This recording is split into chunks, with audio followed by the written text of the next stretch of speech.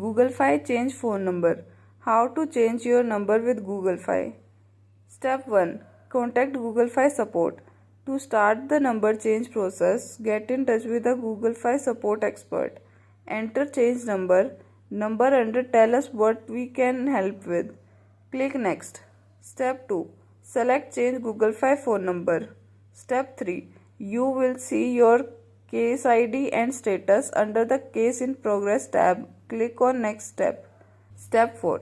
Select the contact option you prefer. If you click on get a call, you will get a call from Google Fi customer support. Step 5. Enter required fields including name, phone number, issue description. Click on call me option. Google Fi representative will call you and request for number change. Follow the instruction provided by them. Important notes. Area code selection. While changing your number, you should select an available area code by Google Fi. Cannot guarantee you will get the same one.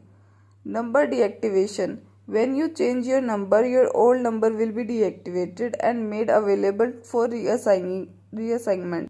Transfer balance. Ensure your account has zero balance before changing your number to avoid any issues.